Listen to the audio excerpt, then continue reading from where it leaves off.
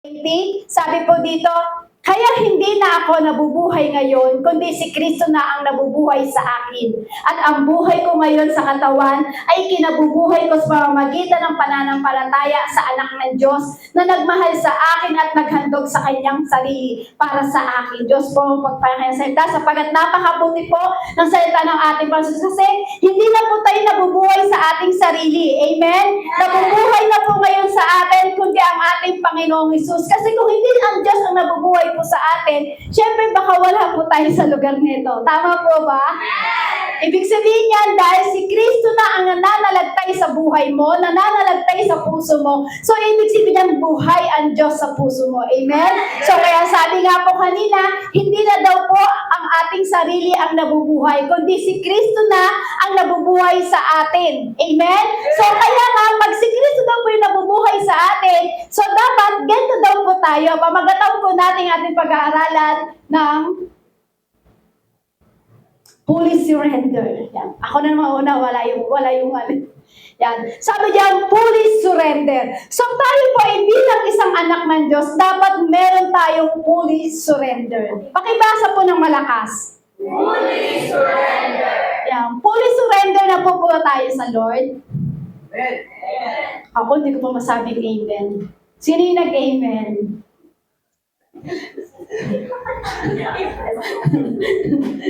Fully surrender po ba tayo sa Lord? Ngayon, hindi na. Kanina, amen. Ngayon, hindi na. Makikita natin, yung nag-amen, makikita mo kung ikaw ba ay fully surrender na pagdating sa Lord. Sabi diyan, what does it means is fully surrender to God? Sabi po dito, you are admitting that you can do nothing without God. Sabi po dyan. So sabi po sa John chapter 15 verse 5, ako ang puno ng ubas, kayo ang mga sanga. Ang nananatili sa akin at ako sa kanya ay magbubunga ng sagana, sapagat kung hiwalay kayo sa akin, hindi kayo makagagawa ng anuman. So di ba? Sabi ko, tanong po ako kanina, fully surrender na po ba tayo sa Panginoon? Sabi niyo po, amen. Pero sabi po sa John 15 verse 5, ako ang puno at ang ubas. Si Kristo daw po yung puno, siya daw po yung ubas. Kayo ang mga sanga, tayo daw po yung mga sanga. At nananatili sa akin at ako sa kanya ay magbubunga ng sagana, sapagat kung hiwalay kayo sa akin, hindi kayo makagagawa ng anuman. So, ibig sabihin niya, pag tayo pala ay parang minsan hiwalay pagdating sa Lord, hindi mo masasabi na fully surrender ka, kapatid. Sino po ba dito naniniwala na kapag wala ka sa Diyos, masasabi mo ba na may magagawa ka? Wala po, di ba? Kasi pag wala ka sa Panginoon, sabi nga po dyan, wala tayong magagawa anuman. So, ibig sabihin, kapag tayo po ay hindi naniniwala sa Diyos o hiwalay tayo sa Diyos, wala tayong magagawa anumang bagay na gusto mong gawin sa buhay mo. Kasi ang katotohanan lang po kasi sa ating buhay po, kung bakit tayo nandito, kung bakit po tayo nandito, dahil iisa lang naman po yung ating pinanampalatayaan Tama po ba? Sino po yung ating pinanampalatayaan? Si Jesus? Si Jesus po? Yes. Sigurado po kayo? Amen. Yan. Sino sigurado mo lang po? Yan. Si Jesus po kasi ang katotohanan po, kaya ka nandito, kapatid, kaya ka nandito sa lugar neto kasi isa lang naman yung ating pinanampalatayaan. Amen? Kundi si Kristo na nabubuhay sa atin. Nabubuhay na ba si Kristo sa iyo, kapatid? Amen. Akala ko walang sasagot ng amen. Bakit ka nandito pag hindi ka nag-amen? So, ibig sabihin yan, dahil nananampalataya ka sa ating Panginoong Hesus, dahil si Kristo na ang nabubuhay sa iyo. Amen? Pero alam niyo po, ang nakakalungkot po kasi, nakakalungkot po sa panahon natin, nakakalungkot sa kalagayan ng ibang mga kasama natin, o nakakalungkot sa ibang mga Kristiyano na kapag pinag-uusapan po kasi yung bagay na sinasabi natin na about sa pagsuko, yung about sa fully surrender pagdating sa ating Panginoong Hesus, minsan nalulungkot sila.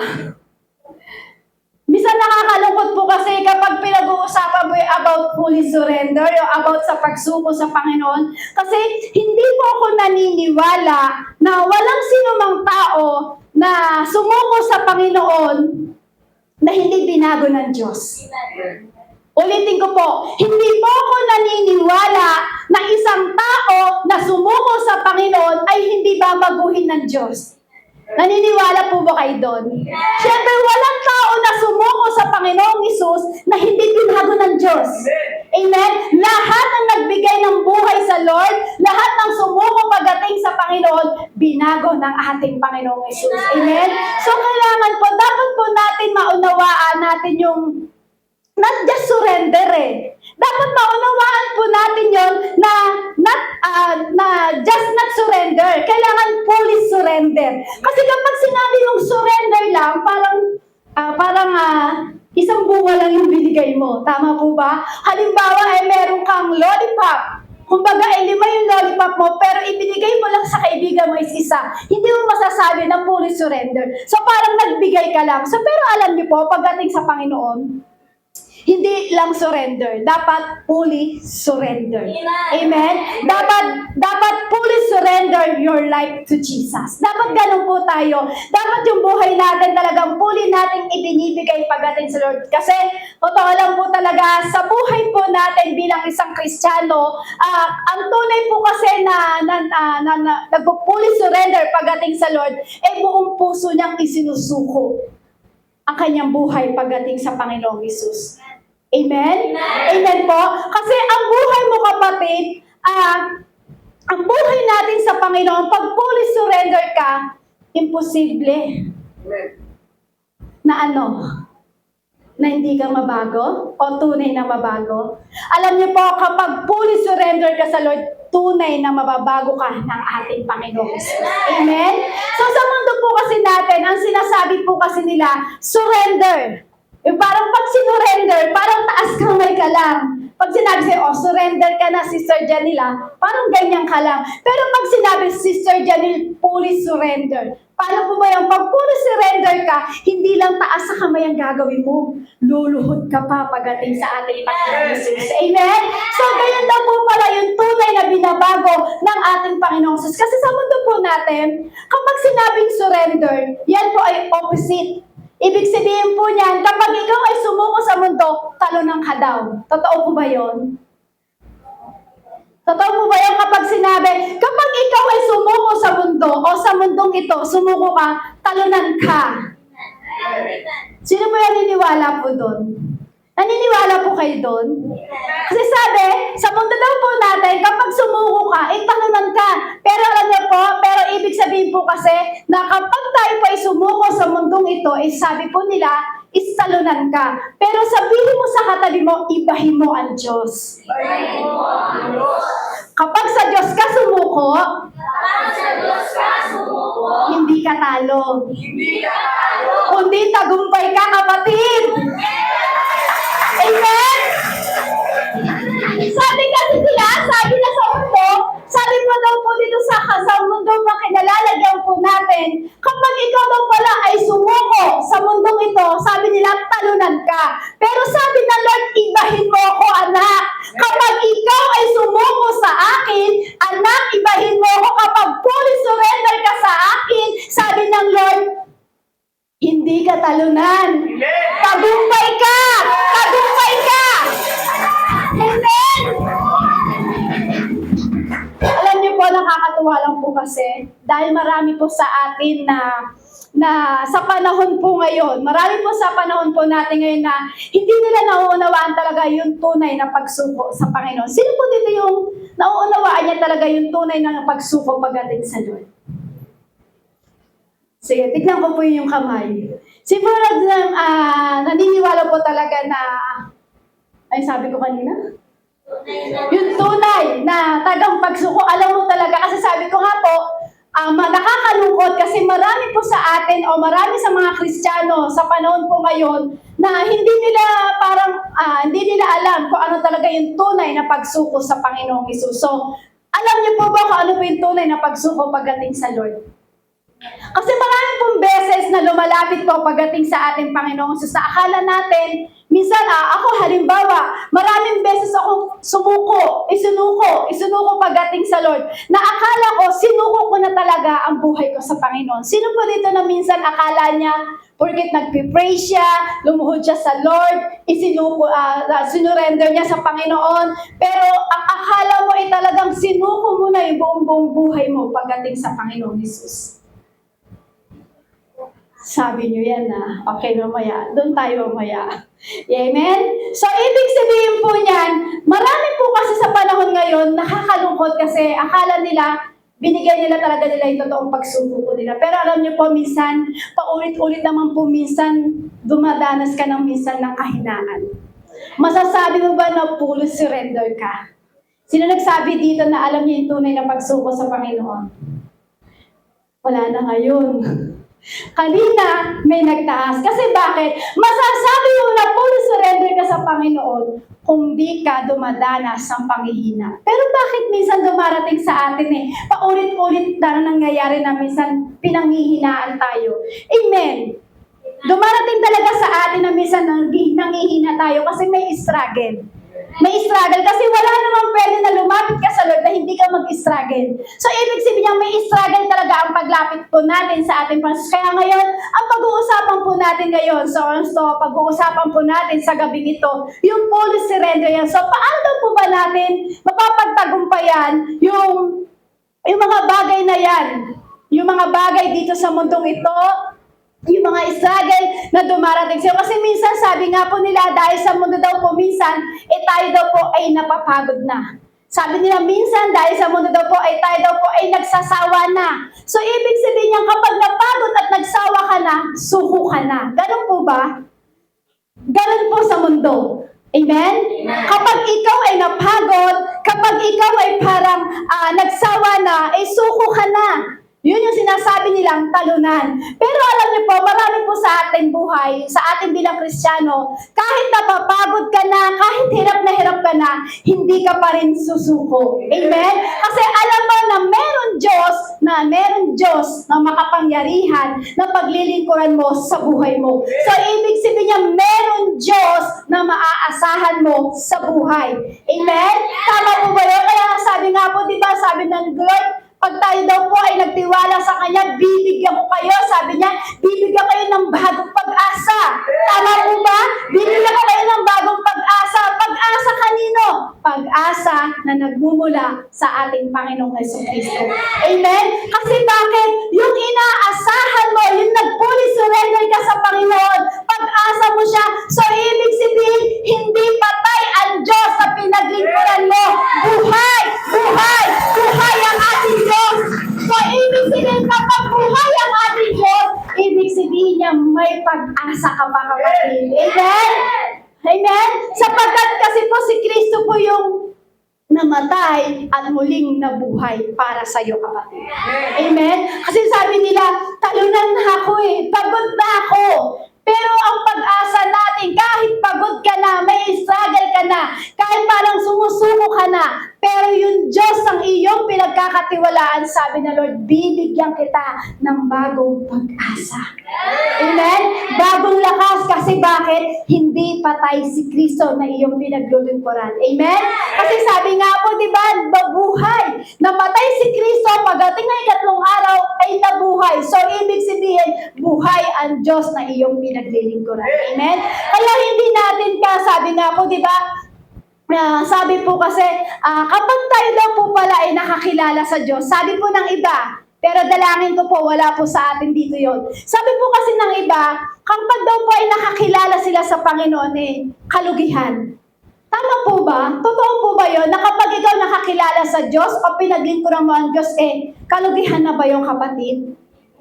Sabi po kasi ng iba, mahilig po kasi ako minsan mag-survey, parang tawag doon, search, ganyan. Kumbaga, syempre inaalam ko rin po kung paano po yung tumatakbo sa panahon po natin, ano po ba yung trending, ganyan. So marami daw po parang Kristiyano ngayon na parang sumuko kasi akala nila kapag nag-surrender sila sa Lord at nagbigay sila ng buhay sa Panginoon, akala nila ay kalugihan na kapag sinuko nila ang buhay nila pagdating sa Diyos. Pero alam niyo po, dahil tayo po ay may Diyos na nagbibigay ng katagumpayan sa ating buhay.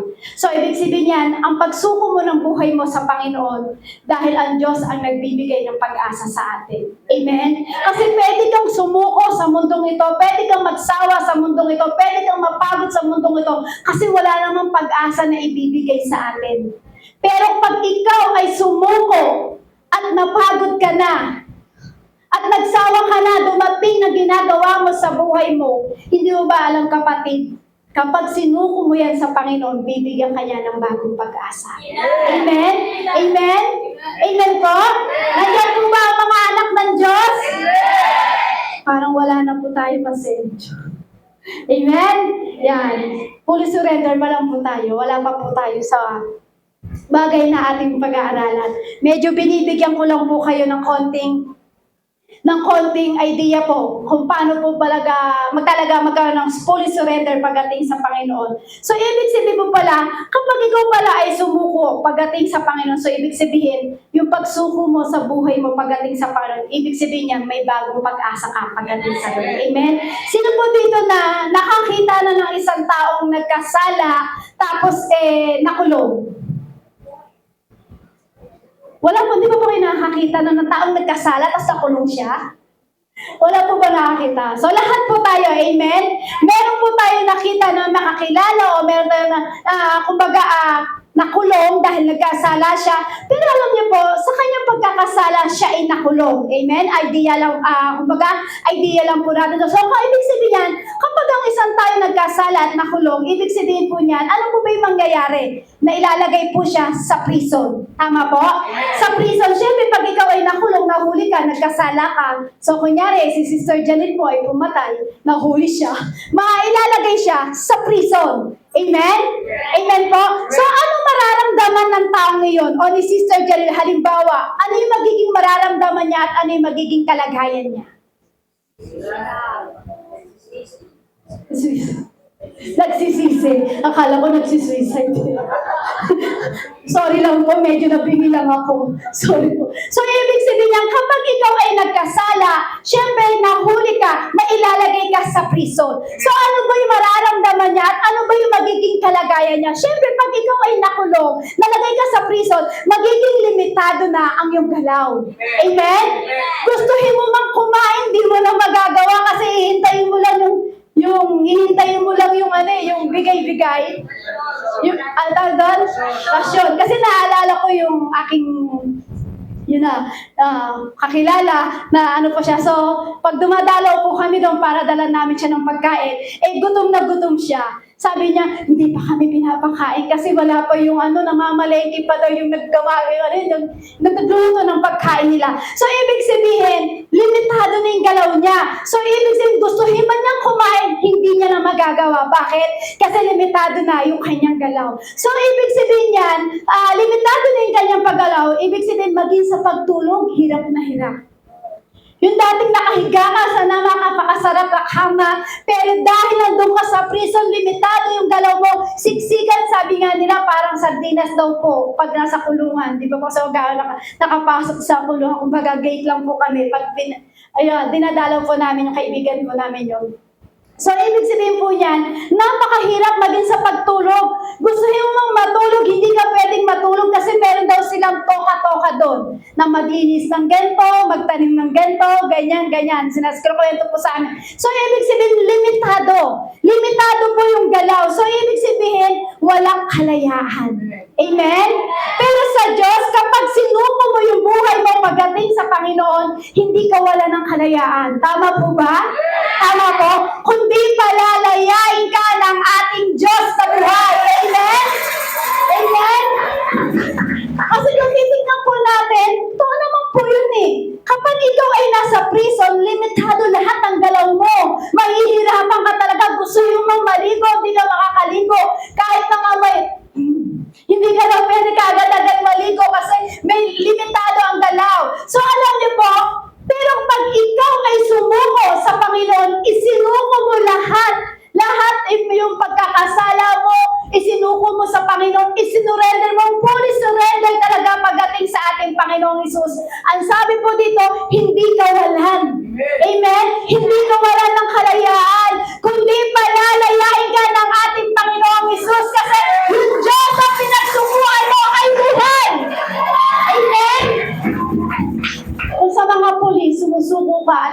ka sa prison, doon ka walang kalayaan.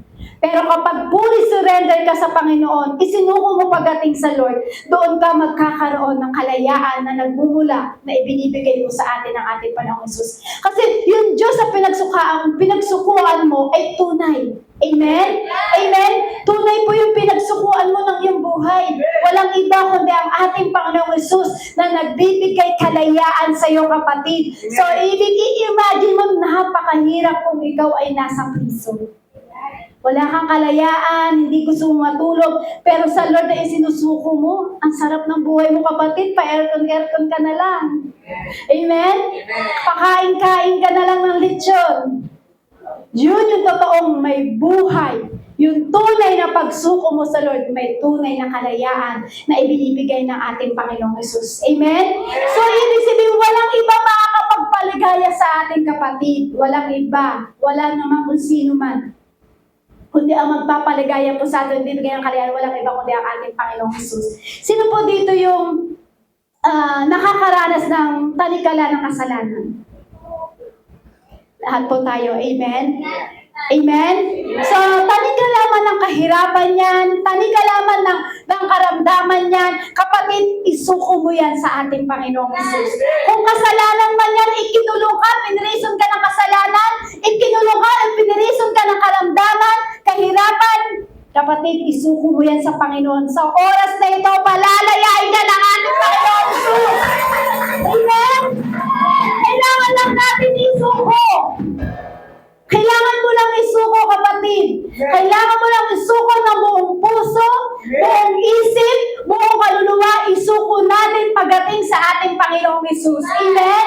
Kasi yan yung totoong magbibigay ng kalayaan sa iyo kapag ikaw ay nag-fully surrender pagdating sa Lord. Hindi naman kasi pwede, kapatid, na kapag isusuko mo lang, yung, kumbaga, hindi pwede na isusuko mo lang yung bagay na yon, pero marami namang tao marami naman po kasing taong nagsuko eh. Amen? Marami namang taong nagsuko, pero kaya lang po struggle. Uulitin ko po para mas malinaw. Marami po sa atin na nagsuko naman sa Panginoon. Sino po dito yung may sinuko sa Lord? Amen, lahat po tayo, amen. Kaya lang po, may struggle. May struggle pa rin. Sino po niniwala na, sinuko mo na lahat sa Lord, pero may struggle ka pa rin. Lahat po tayo, amen? So alam niyo po, kapag naranasan mo yung ma-prison, mapunta sa prison, naranasan mo yung makulong, mapupunta ka talaga sa prison, wala kang kapayapaan talaga. Pero sa Lord, meron kang kapayapaan eh. Amen? Maraming tao na sumuko na wala namang kapayapaan. Ikaw, kapatid, sumuko ka ba sa Panginoon pero nagkaroon ka ba ng kapayapaan? O sinuko mo sa Lord pero may struggle ka pa rin? So alam niyo po, kapatid, hayaan niyo po sa oras ito, maintindihan niyo po kung ano po ba talaga yung fully surrender pagdating sa Lord. So bibigyan po tayo ng ating Panginoong Hesus ng mga bagay na ating pag-aaralan na ang Diyos po talaga ang tunay na nagbibigay ng kapayapaan po sa atin. So maraming tatanggalin ng ating Panginoong Hesus sa ating buhay. Amen? So marami siyang tatanggalin at higit sa lahat, marami ka naman tatanggapin pagdating sa ating Panginoong Hesus. Kapag ikaw ay tunay na sumuko sa Lord, bibigyan ka niya ng tunay na kapayapaan na nagmumula sa Diyos. Di ka tulad ng kapayapaan na binibigay ng mundong ito. Anong pinagkaiba ng kapayapaan ng mundong ito sa kapayapaan na ibinibigay ng Diyos? Dahil ang pangako ng Diyos, kapatid, peace. I give you to your not same peace word, peace. Yung peace na ibinibigay sa iyo ng Lord ay hindi katulad ng peace na ibinibigay ng mundong ito. Yung kapayapaan na ibinibigay ng Diyos sa iyo ay hindi katulad ng kapayapaan na ibinibigay ng mundong ito dahil ang pangako ng Diyos, kapayapaan na nagbumula sa ating Panginoong Hesus. Ang kapayapaan na ibinibigay ng mundong ito ay temporary naman eh. Amen? Temporal lang po ang ibinibigay ng kapayapaan ng mundong ito. Maya-maya, payapa ka, pero maya-maya, hindi ka na payapa. Diba? Maya-maya, parang magkakaroon ka naman ng worriness. Pero bukas naman, Wala na. So parang temporal lang po yung ibinibigay ng mundo. Pero alam niyo po, ang Diyos na nagbibigay ng kapayapaan, tinitiyak ng ating Panginoong Hesus na hindi kanya pababayaan at iiwanan. Amen? Yung mundo temporal lang eh. Pero yung sabi ng Diyos, yung pangako niya, hindi kita iiwan, hindi pababayaan man. Kaya napakabuti ng ating Panginoong Hesus. Amen? Hallelujah! Napakabuti ng Lord. Amen? Kaya alam niyo po, minsan, nakakalungkot po kasi minsan maraming Kristiyano na minsan nakakalungkot po lamang na maraming Kristiyano na maraming maraming manggagawa na nagsasabing sinuko ko na ang buhay ko sa Diyos. Minsan po nakakalungkot po kasi meron po ako isang kaibigan na manggagawa po siya doon sa Manila, sa isang church po doon. So, bali nagkakausap po kasi kami kung ano yung info doon sa Manila. Nagtatanong po ako para hindi po tayo dito nahuhuli sa Pangasinan. So, sabi niya, marami po siyang kwento ganyan. So, isa lang po yun na parang sa pool sa aking isip. Sabi niya, kaya lang sis, nakakalungkot. Sabi ko, bakit nakakalungkot? Kasi maraming Kristiyano na manggagawa na nagsasabi na isinuko nila yung buhay nila sa Diyos. Pero hanggang ngayon, marami pa rin struggle. Nagsabi silang sumusuko sa Lord pero may struggle pa rin sila. So maraming bagay na dapat tayong pinoproblema, pero bakit kailangan natin problemahin? Dapat hindi na natin pinoproblema yun. Amen? Kaya sabihin mo sa kapatid mo na hindi mo na dapat problemahin yung problema ng mundo. Paano po yung example? Example ko po, kasi dapat hindi ka problema. Kapag totoong sumuko ka sa Lord, di ka na kailangan i-struggle. Halimbawa po, example ko po sa inyo, yung parang example lamang po, kumbaga yung pagiging matampuhin. Yan. So, ibig sabihin, hindi mo na dapat problemahin yun kapatid Amen? Kasi, ang pagiging matampuhin, sabi nila, sa pagiging bata pa, sa pagiging Kristiyano. Pero kapag ikaw matagal ng Kristiyano, dapat hindi ka na matampuhin. Hindi ka na i-struggle pagdating sa pagiging matampuhin mo, kapatid. Amen? Kaya sinasabi nga po, diba, dapat na pagtagumpayan na natin kasi bakit isinuko na natin pagdating sa harapan ng ating Panginoong Hesus. Amen? So, ibig sabihin yan, yung buhay na nangyayari po sa atin ay paulit-ulit lang. Paano masasabi na fully surrender ka o parang isinuko mo ng buong buo sa Lord kung parang paulit-ulit lang yung mga bagay na ginagawa? Isipin mo, matampuhin, magiging problema mo ba yan? Magiging struggle mo ba yan pagdating sa harapan ng Panginoon? So, dapat hindi po. Amen? So, minsan, kumbaga parang hanggang ngayon, parang minsan, paano mo masasabi? Sabi po, nagkakausap po, sabi niya, minsan masasabi ba nila na isinuko na nila? Kasi ako po, meron akong time na, hindi ko po sinabi, huwag niyo po akong titignan pakinggan niyo lang po kung ano yung mensahe po ng Panginoon. Kasi ako po, inaamin ko, hindi po ako talaga ganun ka-fully surrender sa Lord. May mga bagay na nagagawa pa rin po ako. At di ko sinabi na matino ako o parang tuwid na ako. Hindi po. May pagkakamali pa rin po ako. Pero kasi parang sinishare ko lang po sa inyo yung aming pinag-uusapan. Kaya lang sabi niya, syempre pag ikaw ay sinuko mo na sa Lord, hindi ka na matampuhin. Hindi na dapat yun yung magiging struggle. Yun daw po kasi ang unang-unang nagiging struggle ng isang Kristiyano. Yung pagiging matampuhin niya, kaya ngayon, yung isinuko niya sa Lord ay nawawala pa. So, sabi niya, marami talaga sa panahon ngayon, maraming natitempt na sa ginagawa ng kaaway. So, dapat ang nagbibigay ng tuloy na kapayapaan, walang iba kundi ang ating Panginoong Hesus. Amen? So, sabi nga, hindi mo pwedeng ihalintulad yung binibigay ng kapayapaan ng mundo. Hindi mo pwedeng ihalintulad sa kapayapaan na ibinibigay ng Diyos. Kasi kapag ibinigay mo ang buhay mo sa Diyos at sinuko mo sa Diyos, kakaiba ang kapayapaan na ibinibigay ng Diyos po sa atin. Bakit po? Kasi ang pagsuko po natin sa Panginoon, gusto ng Lord is fully surrender. Sabi mo sa katabi mo, fully surrender. Bakit? Kasi sabi po dito, ang pagsuko mo ng buhay mo sa Diyos ay dapat hindi installment. Sino po dito yung naghilig mag-installment? yung 6 months to pay, 3 months to pay, yan. Shopee, 3 months to pay, 6 months to pay. Pero sabi po dyan, kapag sinuko mo ang buhay mo sa Lord, sabi, ang pagsuko mo ng buhay mo sa Diyos ay dapat hindi installment. Kasi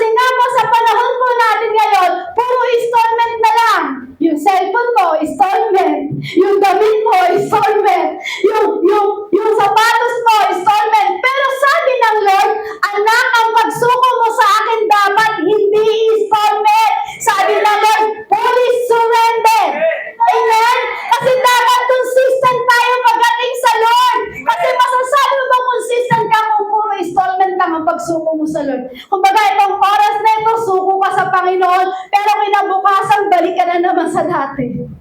Sabi ng Lord, fully surrender. So, dapat daw po tayo ay consistent pagdating sa ating pagsuko. Kasi dahil po sa panahon po natin ngayon, marami po ngayong Kristiyano na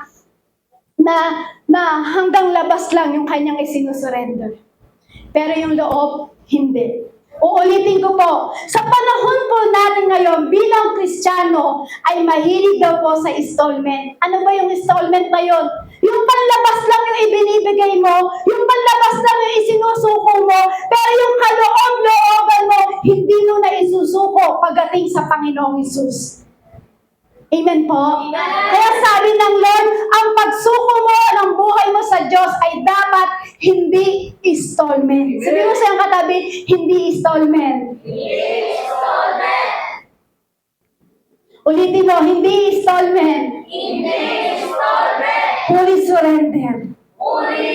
Kasi minsan madali lang natin ma-justify na akong Kristiyano ako, naalis ko na yung bisyo, pero yung kaloob-looban, paano kaya? Yung parang sinabi ko, ay ako Kristiyano ako, hindi na ako magagalitin. Paano kayong kaloob-looban ko? Sabi ng Lord, isuko natin lahat. Panlabas man at maging panloob, dapat isinusuko po natin yan.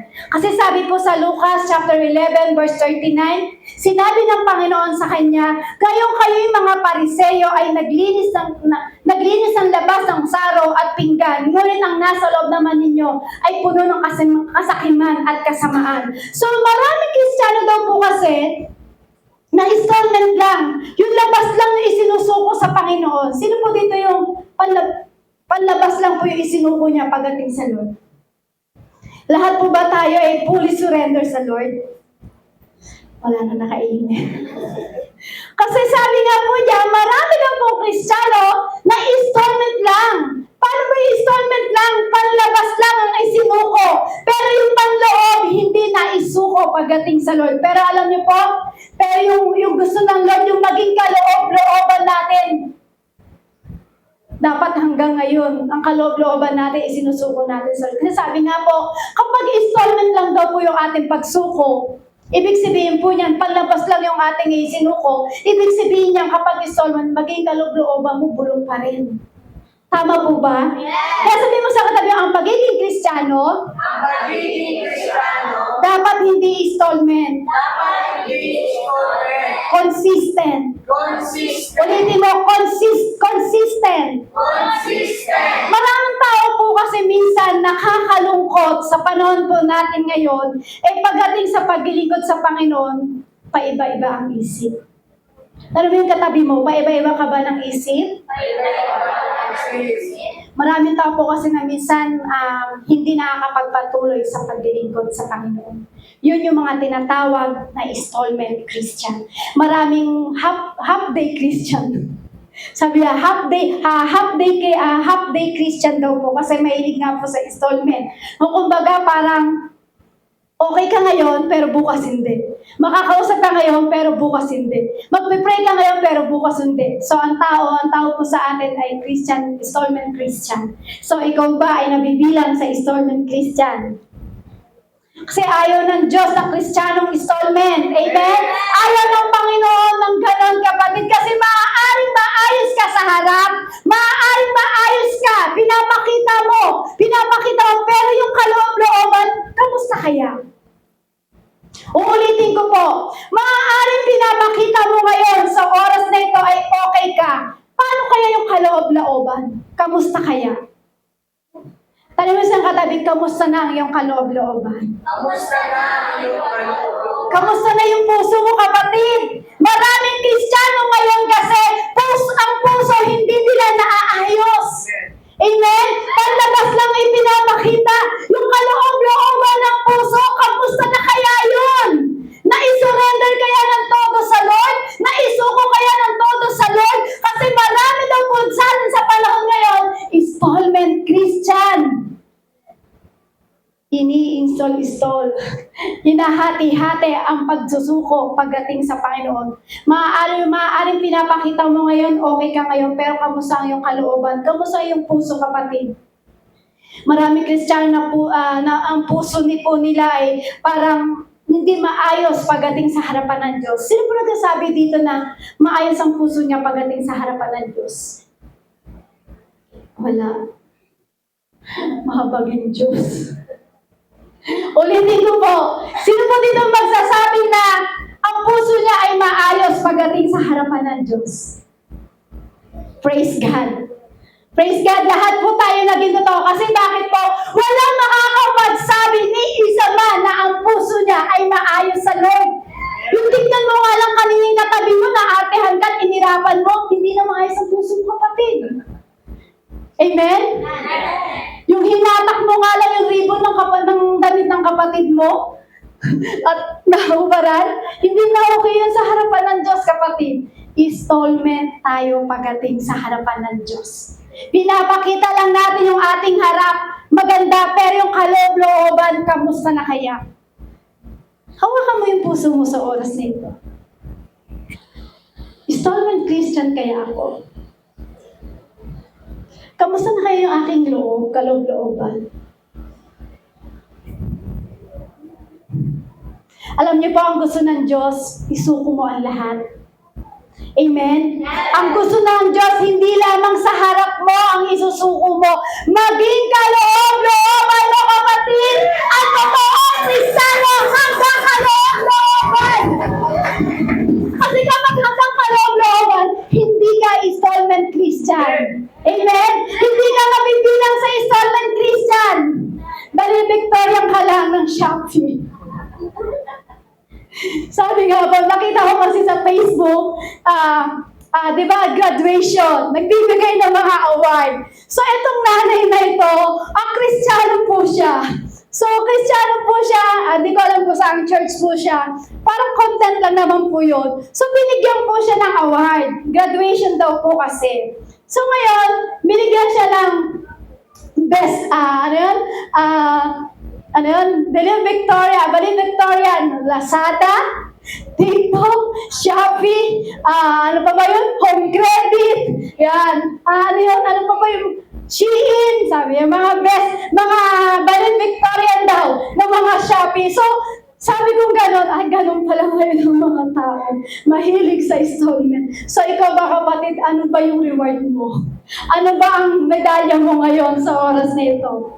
Kasi sabi ng Lord, kailangan maayos ang ating kalooban. Amen? Kasi ang puso ang tinitignan ng Lord, hindi ang ating panlabas, kundi yung kaloob-looban. Amen? Alam niyo po kasi ang gusto ng Diyos, isuko mo lahat sa Kanya. Maging panlabas, pangharap lang, maging yung panlabas mo, yung maging kaloob-looban mo, gusto ng Lord, ay malinis yan, kapatid. Amen?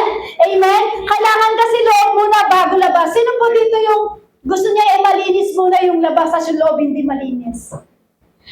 Sino po dito yung naghuhugas ng pinggan? Lahat po tayo, amen? Ano unang inuhugasan niyo sa baso? Sure kayo? Loob? Parang may nakita ko, Sister Janet, yung labas po muna yung binuhugasan bagay yung loob eh.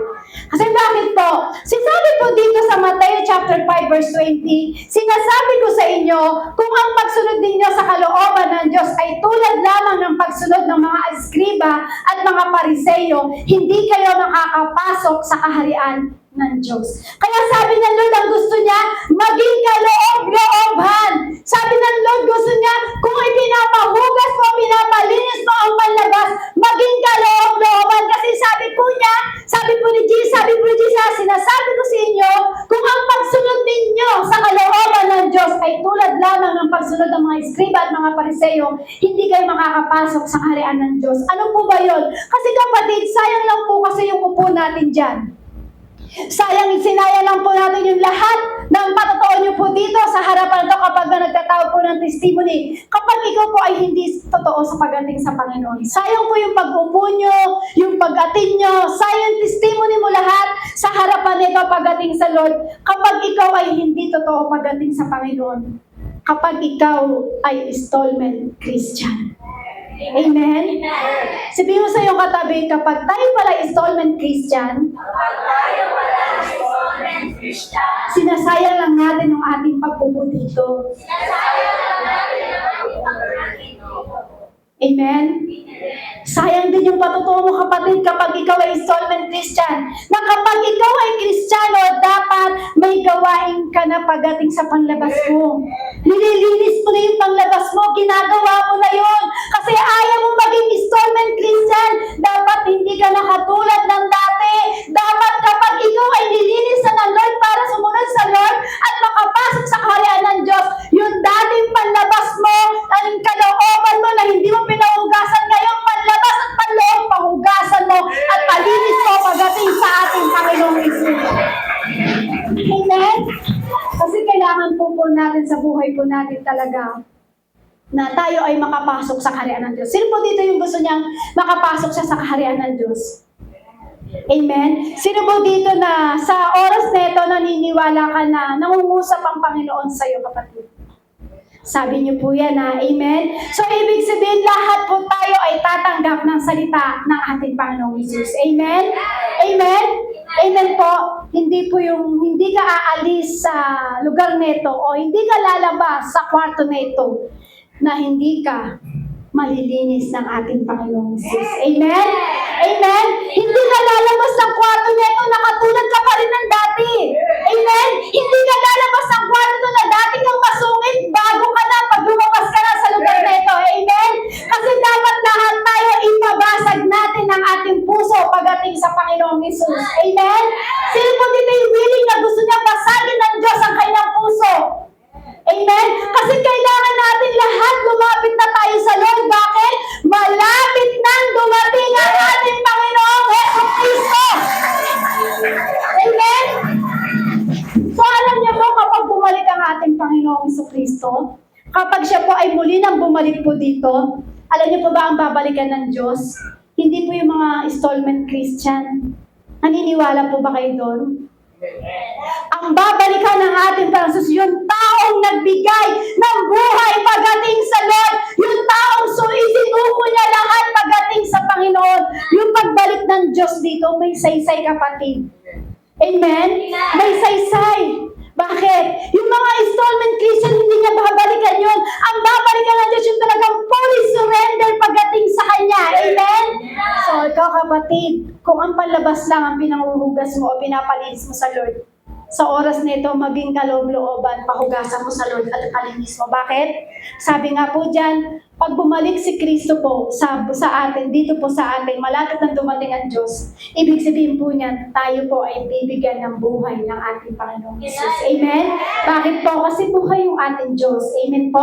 So, alam niyo po, sa ating buhay po kasi, kailangan tayo po talaga ay fully surrender pagdating sa Lord. Kaya napakahalaga na isinusuko po natin ang buhay po natin sa Diyos. Kasi kapag sinuko mo yung buhay mo, pagdating sa Panginoon, hindi ka pwedeng hindi mabago ng Diyos.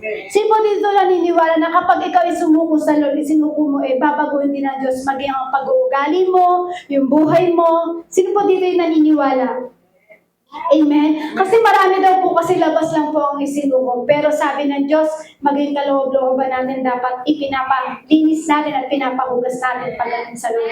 Amen? Kaya sabi mo sa katayo, buhay ang ating Diyos. Buhay ang ating Diyos. Isang bagay lang naman po yung isusuko natin sa Lord Yung parang kumbaga, isang bagay lang naman po yung isusuko natin pagdating sa Lord, yung buhay natin pagdating sa Lord. Bakit po? Kasi yung gusto ng Diyos, ang isusuko mo sa Kanya ay buong buhay, buong puso, buong isip, at buong kaluluwa.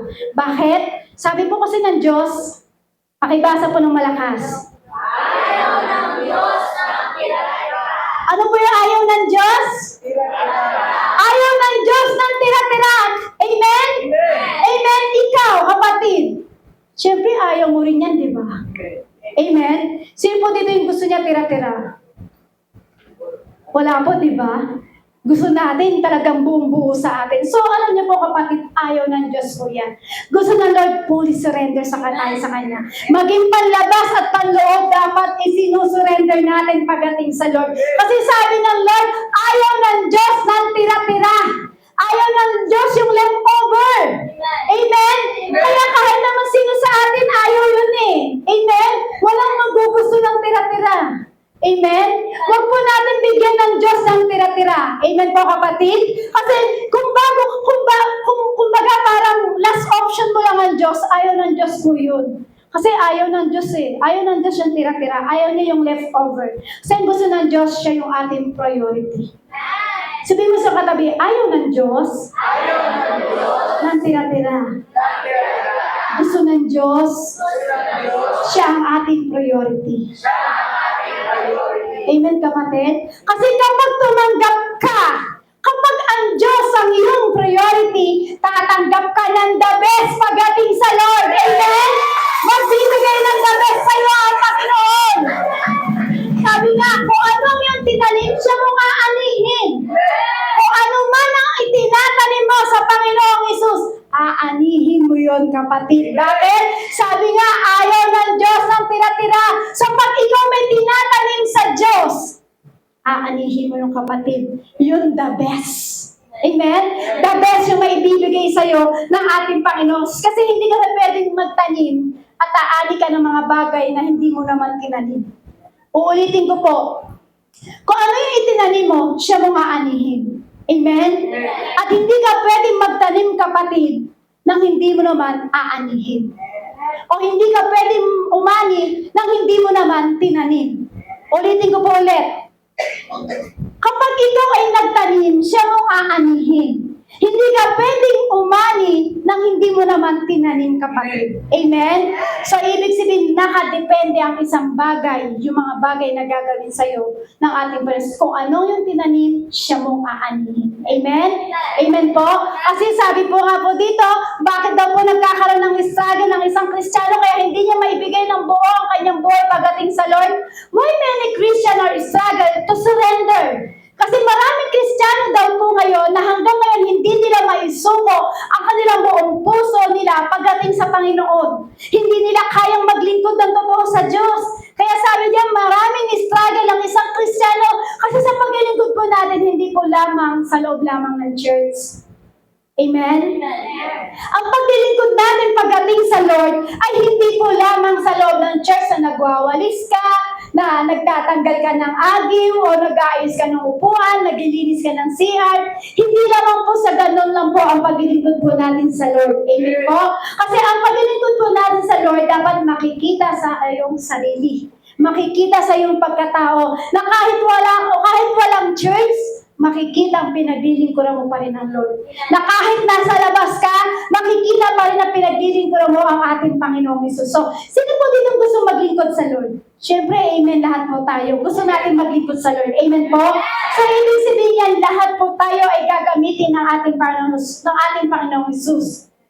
So, kung titingnan po natin, hindi po natin kailangan maghanap ng mga bagay na kung ano yung bagay na gagawin mo. Kasi ang Diyos gusto kanyang gamitin, kapatid.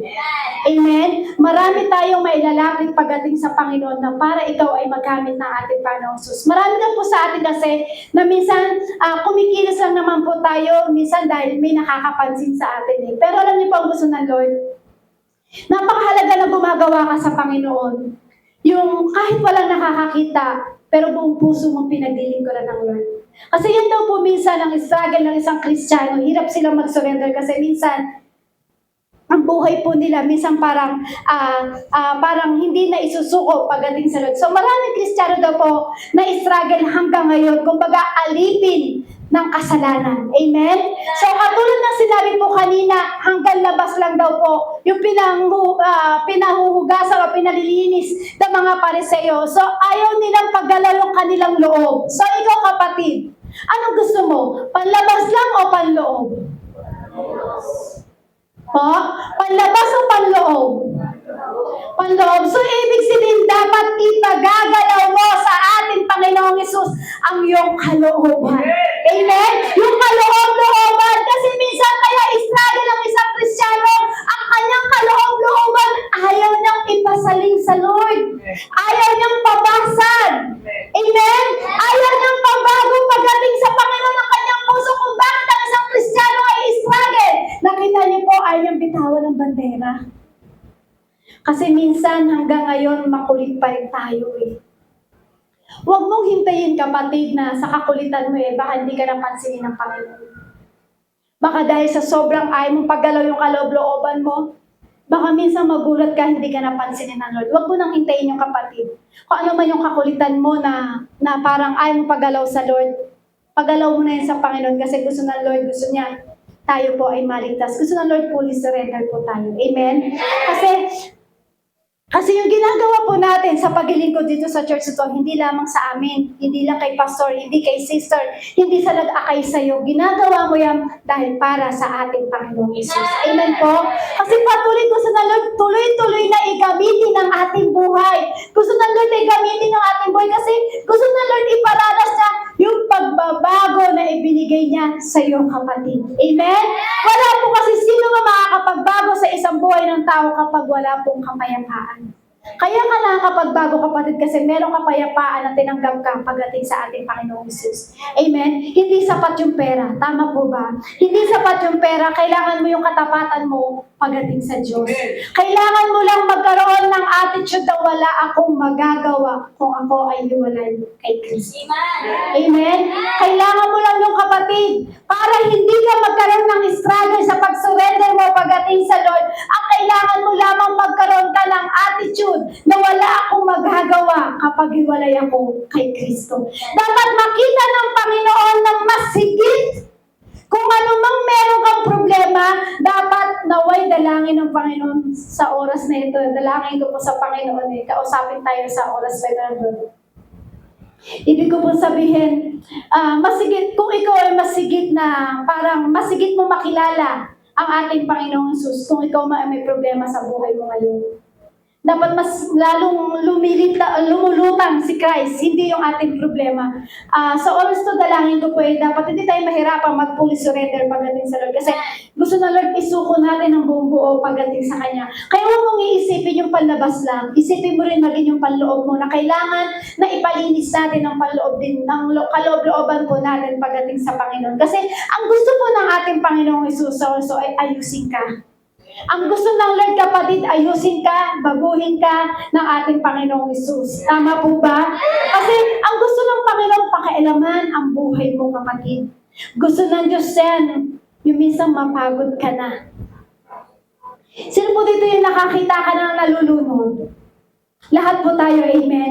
So, di ba kapag ikaw nakakakita ka lang nalulunod, di ba pumipiglas po yan? Di ba? Ako magaling pag piglas ng piglas po yan eh. So, ano po ba ginagawa nila? Bago po nila tulungan ng isang nalulunod, hinahayaan po muna nilang parang mapagod. Tama po? So, ang mindset po kasi niyan, kapag siya po kasi ay nalulunod, pag siya po ay, pinaka-mindset niya, pag siya po ay may nahawakan, ang gagawin lang po niyan ay siya dapat tumaas o umangat ng umangat. Tama po? Kasi minsan, sa ginagawa po natin, minsan ginagawa po kasi natin para sa ating kaligtasan po, minsan hinahayaan tayo ng Diyos na mapagod eh. Inaalaw ng Diyos, kapatid, na mapagod ka para ikaw ay hindi mag-struggle sa surrender mo. Tama po? Kasi ganun din po tayo eh. Ganon din po tayo pagdating sa Panginoon. Minsan, hinahayaan ng Diyos na mapagod ka para doon ka humingi ng tulong pagdating sa ating Panginoong Jesucristo. Kailangan isinusuko mo lahat sa Lord dahil wala naman tayo talagang magagawa sa Lord eh. Amen? Para tayo isang tao na nalunod, na napagod at humingi ng tulong. Yun ang gustong gawin sa'yo ng Lord, kapatid. Mapagod ka minsan sa mga pinagdadaanan mo sa buhay para gusto ng Lord, Lord, surrender na ako sa'yo! Lord, suko na ako sa'yo, Lord! Lord, pagod na ako! Yun minsan ang gustong gawin ng Lord sa'yo. Gusto ng Lord, humingi ka ng tulong pagdating sa Kanya. Gusto ng Lord, mapagod ka para pakialaman na ng Lord ang buhay mo. Gusto ng Lord, mapagod ka para malinis siya yung kaloob-looban mo. Hindi ka na installment Christian. Kaya minsan hindi tayo kailangan mapagod pa. Kailangan po natin ang ating Panginoong Jesus. Kasi ang Diyos po ang siyang nagbibigay sa atin ng buhay, sa ating kinalalagyan po ngayon. So, para daw po ba na maisusurrender isurrender daw po natin ang ating Panginoong Hesus. Di ba? Ang una po, sabi po dyan, why Christian are struggling to surrender. So, sabi po dyan, ano po ba yung mga ano po ba yung mga struggle yan? Una po, sabi dyan, bondage and sinful habits, sabi po dito. Yung kumbaga yung bagay na yan, yung simple habit na yan, kumbaga nag-i-enjoy ka pa sa mga bagay na ginagawa mo. Pangalawa, fear and worriness. Kumbaga may fear and worriness ka na, ibig sabihin may reservation ka eh. Kaya kung bakit ikaw ay nahihirapan na i-surrender o bakit ikaw nag-i-struggle ka sa pag-surrender mo pagdating sa Panginoon. Pangatlo, we don't want to submit. Ibig sabihin, stubborn heart. Ibig sabihin niya, kaya tayo nahihirapan ipasubmit o isuko natin sa Panginoon yung ating buhay. Minsan meron tayong matigas na puso. Sabi po niya, we don't understand the benefits of surrendering. So, ibig sabihin po niyan kasi, yan po yung nagiging bondage po sa atin kung bakit tayo ay nagkakaroon ng struggle sa pagsuko po pagdating sa ating Panginoong Hesus. So alam niyo po, kailangan po, malaman lang po natin, ang pagsuko po sa ating Panginoong Hesus ay hindi kalugihan. Amen po. Ang pagsuko po natin sa Panginoon ay hindi kalugihan at hindi talunan. Ang sabi po kasi ni Apostol Paul, di ba kung malalaman niyo po, inari pong lahat ng kalugihan. Sabi po ni Apostol Paul, basudot ko lamang ang pinag-uutos ng ating Panginoong Jesucristo. So dapat kapatid, ganun ka rin. Ilagay mo sa isip mo at sa puso mo na kailangan na ikaw pala ay dapat ay pag ikaw ay nag-surrender pagdating sa Lord, hindi kalugihan, hindi kalunan. Kung akuin mo na ikaw kalugihan na lahat para masunod mo lang ang kalooban ng Diyos. So alam niyo po ba, ano po ba yung mga benepisyo na yon kapag tayo po ay sumuko pagdating sa Panginoon? Uulitin ko po, ang bawat isa po sa atin, kapag isinuko mo ang buhay mo sa Diyos, di ka nalulugi. Sabihin mo sa iyong katabi, kapag sinuko mo ang buhay mo sa Diyos, hindi ka talunan, hindi ka malulugi. Bakit? Kasi walang sino mang nagbigay ng buhay sa Diyos na nalugi at natalo. Amen? Walang sino mang inuna ng Diyos na hinuli niya. Dahil inuna mo ang Diyos, priority mo ang Diyos, uunahin ka ng ating Panginoong Jesucristo. Amen po? Amen? So yan daw po yung mga bagay kung bakit tayo po ay nagkakaroon ng struggle sa buhay para i-surrender natin pagdating sa Lord. So ano naman po pala ang pwede nating gawin para tayo po ay magkaroon ng complete surrender pagdating sa Lord? How to completely surrender my life to Jesus? Paano po ba ito natin gagawin para daw po tayo nagiging totoong susuko pagdating sa harapan ng ating Panginoong Hesus o isusuko natin yung buhay natin pagdating sa Diyos? Ang lahat daw po kasi ng kagustuhan daw po ng Biblia po, ang gusto daw po ng Biblia ay kung ikaw ay nagbibigay ng oras sa Lord, kasi sabi diyan para maging complete yung surrender natin sa Lord, ang lahat daw po ng kasagutan na yan, kailangan nagbabasa tayo ng Bible.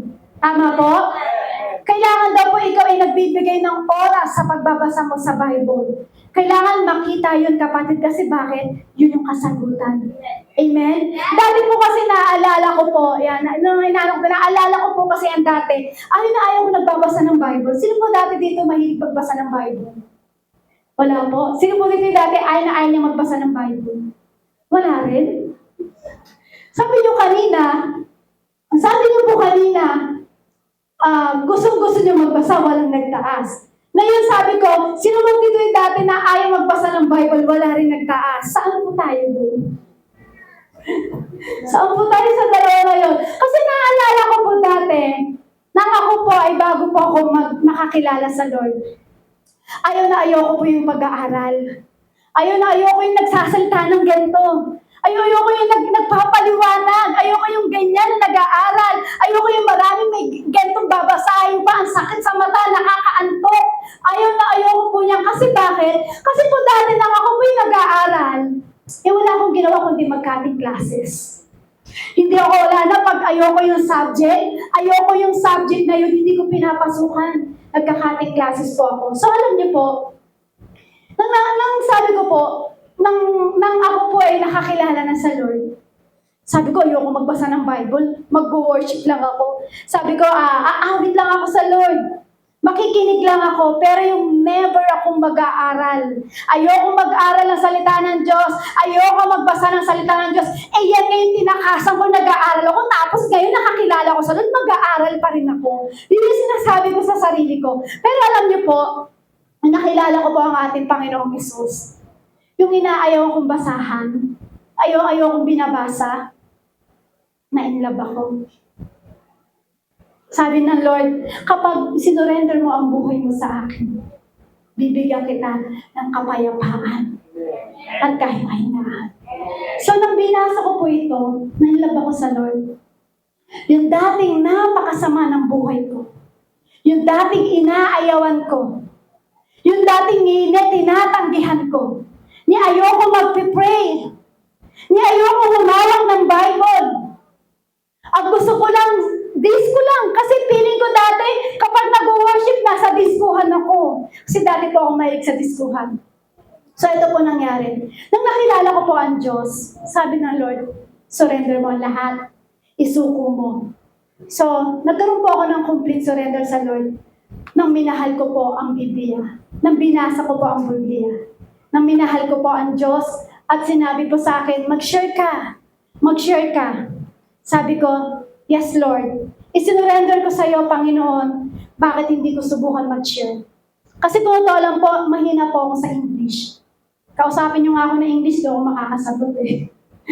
Barok pa ako kung mag-English. Pero sabi ng Lord, pag sinuko mo lahat sa akin, ako ang gagawa ng paraan. Amen? So ngayon, ito po nangyari. Surrender ko po sa lahat. Yung dating inaayawan kong mag-aral, pero ngayon, pinag-aaral ako ng Lord. Para bakit saan? Pinag-aaral ako ng Lord para i-share ang kanyang salita.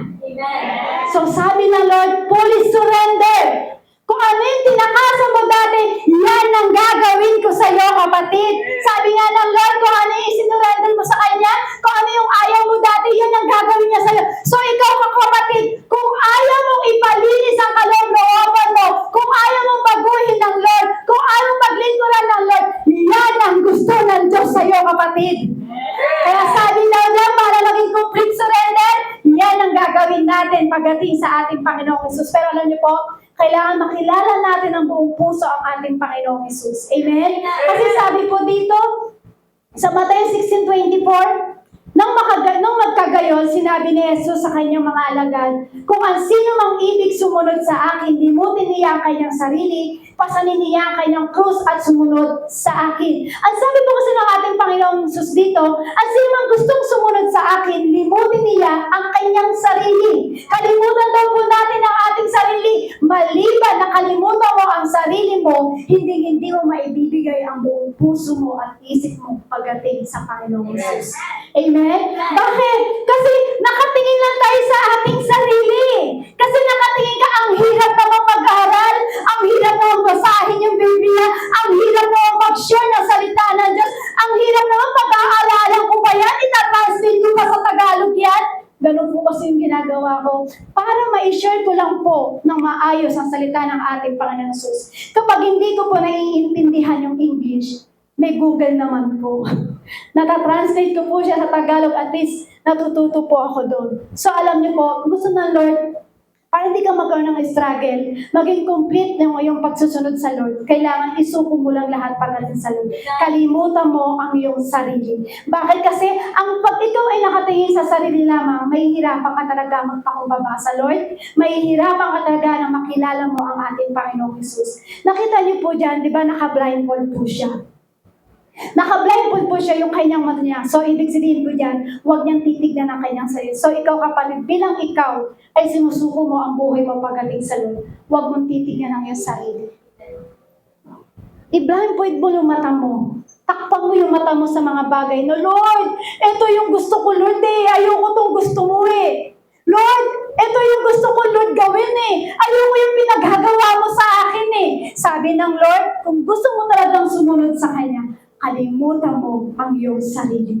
Sabi nga po dyan, submit therefore to God, resist the devil and he will flee from you. Sabi po sa James chapter 4 verse 4, ibig sabihin po niya, i-resist natin. Ano mang ibinubuno sa iyo ng kaaway, hindi naman masarap maglingkod sa Lord eh. Hindi level. Amen? Hindi mahirap magsuko pagdating sa Lord. Sabi nga po dyan, Father, if you are willing to take this cup from the yet not my will be, your be done. Sabi po dito, ibig sabihin po niyan, na lahat po ay nagawa na ng Diyos. Lahat na pagtagumpayan na ng ating Panginoong Hesus. So, ibig sabihin ang gusto ng Lord, gamitin ka, kapatid. Sabi ng Lord, para maging complete ang pag-surrender mo pagdating sa Panginoon, kalimutan mo ang iyong sarili at ikaw ay magbigay buhay pagdating sa ating Panginoong Hesus. Amen po? Amen po? Hindi ganun kahirap magbigay ng buhay sa Lord. Hindi ganun kahirap na isuko ang buhay mo pagdating sa Panginoon. Yun lamang gusto ng Lord, kalimutan mo ang iyong sarili. Unang-una po ako yung tinuruan ng Lord kasi dati nga po sabi ko, ayoko po talaga ng ganito. Inaya lang po ako ng aking kaibigan sa ganitong gawain. 13 years old, inakay po ako sa ganitong gawain. Napapanood ko lang po sila. Tapos hanggang sa 16 years old, tinagal ko po dun sa church na yon. At ako po ay bumalik sa dati. Iniwanan ko po yung Diyos. Tapos ako po ay bumalik sa dati hanggang sa naging 19 years old. Doon po ako ulit na inabot ng ating Panginoong Jesus. Kasi gusto ng Lord, isurrender ko yung buhay ko sa Kanya. So, 10 years old po ako nakakilala sa Lord at in-invite po ako ng aking kaibigan. Pagdating ng 16 ay ako umalis po ulit at bumalik sa dati. Hindi ko iniwanan ko pa ang Lord.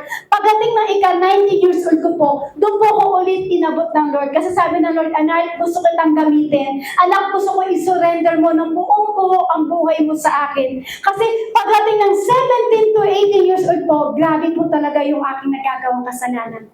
Pagdating ng 19 years old, hindi ko po namalayang yung pamilya na aking pupuntahan ay puro Kristiyano. Yung time po na yun na ako'y 19 na inabot ng Lord, yun po yung time na nakilala ko po si Pastor at kami po yung nagsama po. Siyempre, kinasal po muna kami. Baka kinasal po kami, nagsama po kami. Hindi ko namalayan, inaabot po ako ng Lord. Napakabuti ng Lord. Sabi niya, anak, isinuko mo na yung buhay mo sa akin dati. Ngayon, i-fully surrender mo na. Iwanan mo na. Kalimutan mo na yung gusto mo sa buhay. Maglingkod ka sa akin. So, ano po nangyari? Dumating po ako sa point. Napunta po ako sa isang pamilya na Kristiyano. Yung pamilya po nila, pastor, kapatid po niya, pastor. Kanyang tiyahing po ay pastor. Tapos po, kanyang mga pinsan ay umaattend din po sa ganitong gawain. So, pamilya po sila na naglilingkod sa Lord. So, alam niyo po, nakaka-bless po kasi, alam mo yung tipong iniwanan mo ang Lord, pero dumating yung time 2 years ago, inabot ka rin ng Lord para isurrender. Sabi ng Lord, ang tunay na kapayapaan ng mundo ay sa mundo lang. Pero ang tunay na kapayapaan ng isang tao, na kapag sinuko niya ang buhay niya, ay nasa akin lang. Sabi ng Lord, hindi kita iiwan, ni pababayaan man. Yun yung pangako ng Diyos. So sabi ng Lord, ang gusto mong sumunod sa akin, limutin niya ang kanyang sarili. So kapatid, kung gusto mong maglingkod sa Lord, kung gusto mong talagang i-surrender ng todo sa Panginoon, ba't di mo kalimutan kung ano yung bagay na pangarap mo sa buhay? Yes, masarap mangarap. Masarap yumaman. Masarap yung bagay na ganito, gusto kong ganyan, napakasarap. Pero kung alam mo naman na ikalalaglag ng Espiritu mo, bakit mo gugustuhin yung kapatid? Sabi ng Lord, fully surrender. So ngayon kapatid, gusto kang gamitin ng Lord. Hindi ka napunta sa oras na ito para ikaw ay masayang ang pagpupo mo dyan. Kundi gusto ng Lord, gamitin ka. Tayo na tumayo sa presensya ng ating Panginoong Jesus.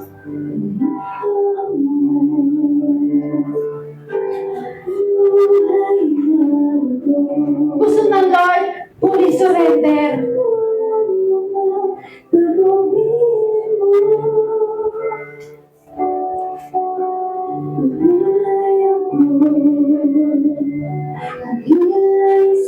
Sino man daw po nais na sumunod pagdating sa ating Panginoong Hesus, limutin niya ang kanyang sarili.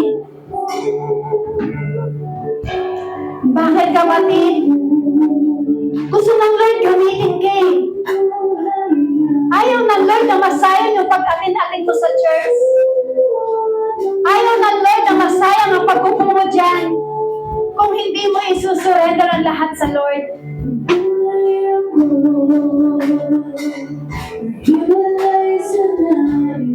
Sa oras na ito, ang hinihingi ng Lord sa atin, hindi lang panlabas yung ating ipinapakita. Hindi lang panlabas yung ating ipinapalinis. Ang gusto na Lord, maging kaloob-looban natin ipalinis mo pagdating sa Panginoon. Yan ang pagkakaroon ng isinusuko mo ng todo ang buhay mo pagdating sa Lord. Maging kaloob-looban, pinahuhulat mo pagdating sa Panginoon Jesus.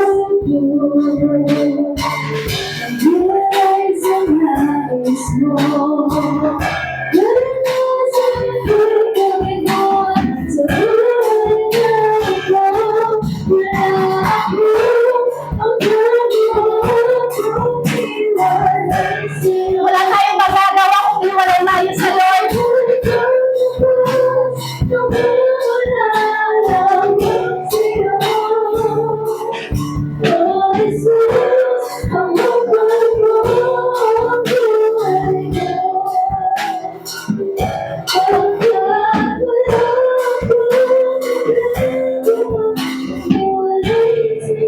Alam niyo po, kapatid, sa panahon po natin ngayon, ang gusto ng Lord, buong-buo tayong sumusuko pagdating sa Kanya. Marami tayong bagay na hindi na isusuko sa Lord. Panlabas lang po yung ating isinusuko. Pero this time, ang gusto ng Lord, hindi panlabas yung isuko mo eh. Hindi lang panlabas, kundi ang maging kaloob-looban mo ang isuko mo sa Lord. Kasi ang panlabas, temporary lang yan. Pero yung kaloob-looban na ipapalinis mo sa Lord, grabing kapayapaan ang ibibigay ng Lord sa'yo. Sabi ng Lord, anak, ayoko ng installment Christian. Ayoko yung panlabas lang na ibibigay mo. Ayoko yung panlabas lang na isusurrender mo. Ang gusto ko isurrender mo buong-buo. Buong puso, buong isip, buong kaluluwa. Ang gusto ng Lord isurrender natin sa Kanya. Bakit? Gusto tayong gamitin ng ating Panginoong Hesus. Pero kapatid, magagamit lamang tayo ng ating Panginoong Hesus kung kakalimutan natin ng ating sarili. Fully surrender. Dalangin ko kapatid, hindi tayo mabilang sa panahon ngayon na installment Christian. Dalangin ko pagdating sa Panginoong Hesus, hindi tayo mabilang sa panahon ngayon na installment Christian. Bagkus mabilang tayo nagsusurrender ng buong buo sa ating Panginoong Hesus. Sabi ng Lord, kapag ikaw isinuko mo ang buhay mo sa akin, ang pangako ko sa iyo ay kapayapaan ang ibibigay ko sa iyo. Sabi ng Lord, I will never leave you, nor forsake you. Kapag isinuko mo ang buhay mo sa akin, hindi kita pagkakalaan.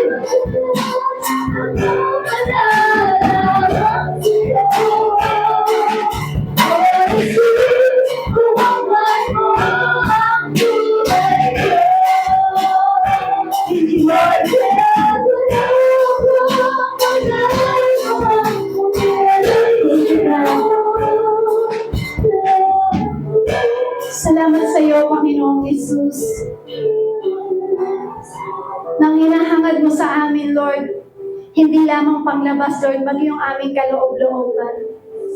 Lord, aayusin namin yung aming panlabas. Kung aming kaloob-looban naman, Lord, ay bulok, wala rin pong saysay, Panginoon. Lord, sa oras ito, Panginoon, hinihingi po namin, Lord, sa pangalan mo, O God. Linisin mo ang aming panlabas, maging ang aming kaloob-looban, Lord. Ano mang kabulukan ang meron kami sa kaloob-looban, Panginoon. Lord, linisin mo ito, Panginoon Jesus. Lord, isinusurrender namin lahat sa iyo, Panginoon. Ano mang bagay na hindi ka aya-aya sa iyo, Panginoon. Lord, isinusuko namin sa iyo ito, Panginoon Jesus. Lord, fully surrender kami sa iyo, Panginoon. Lord, isinusurrender namin ang lahat pagdating sa iyo, Panginoon Jesus. Lord, wala kaming magagawa kung kami hiwalay sa iyo. Panginoon, wala kaming ibang idinadalangin, Lord, sa oras na Lord. Kung saan man po kami, Lord, na kinulong ng kaaway, Panginoon. Lord, hinihingi namin ang kalayaan na nagbumula sa iyo, Lord. Lord, kung saan kami pinrison ng kaaway, Panginoon. Lord,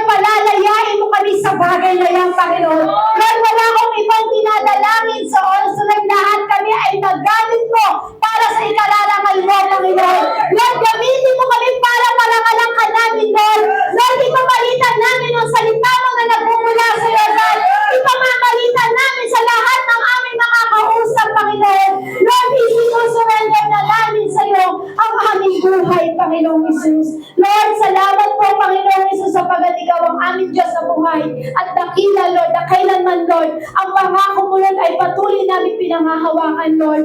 Sabi mo, O God, ang sino man taong sinuko ang kanyang buhay, Lord, hindi mo iiwanan at di mo pababayaan, Lord. Lord, pinangahawakan po yan namin sa aming buhay, Panginoon. So also, Lord, nagbabalik kami, Lord, sa iyo ng papuri, pasasalamat sapagat ikaw ang aming Diyos sa dakila sa lahat na pinapupurihan namin sa aming buhay, Panginoon. Hayaan mo, O God, ang bawat salita, Lord, na amin, Lord, nasambit sa lugar na ito, Lord, narinig namin sa iyo, Panginoon. Lord, na kung paano kami, Lord, nagkaroon ng Israel at kung paano kami, Lord, magkakaroon ng completely surrender pagdating sa iyo, Lord. Hayaan mo tumatak ito sa aming mga puso, Panginoon. Lord, hayaan mo na ikaw ang Diyos sa patuloy manatili sa aming puso, Panginoon. Lord, naniniwala kami, Lord, ikaw ang aming kasama sa aming paglilingkod, Panginoon. Lord, sinusurrender namin ang lahat sa iyo, Panginoon. Hayaan mo, God, sa also, Panginoon, patuloy din po namin ang tinataas sa iyo. Ang bawat sasakyan ng aming, Lord, na gagamitin papauwi, Lord. Lord, sa aming pagkahiwalay-hiwalay, Lord, balutin mo kami ng inyong banal na dugo, Lord, na nagmumula sa iyo, Panginoon. Ingatan mo kami, Panginoon, anumang gawa ng kaaway sa kalsada, anumang trahedya, Lord, na nilalagay ng kaaway dyan, Panginoon. Hindi namin yan pinahihintulutan sa pangalan mo, Panginoon. Lord, isinusurrender po namin lahat sa iyo. Ipinauubayan po namin ang lahat sa iyo, Panginoon, sa pagkatinaw ang aming Diyos sa mga pangyarihan sa lahat na makakasama namin, Panginoon. Lord, salamat sa salita mo na ibinigay mo sa amin sa oras ko, Panginoon. Naniniwala kami, Lord, ang bawat isa, Lord, ay magpapagamit pagdating sa iyo. Lord, isinusurrender po namin lahat sa iyo, Lord. Suko po kami, Panginoon, pagdating sa harapan mo. Lord, salamat, Panginoong Isus. Ingatan mo kami, Panginoon, Lord, higit sa lahat, Lord, yung aming mga kapatid na wala po dito sa lugar nito, Lord. Lord, ikaw ang patuloy na mangusap sa kanila, Lord. Ikaw ang patuloy na umabot ang kanilang puso, Panginoong Isus. Salamat po ng marami sa iyo, at ingatan niyo po sila, Panginoon. Ikaw ang Diyos na manguna sa amin, Lord. Hayaan mo, Panginoong Isus, nagbabalik kami sa iyo ng papulit pasasalamat. To God be the highest glory in Jesus' name. Amen.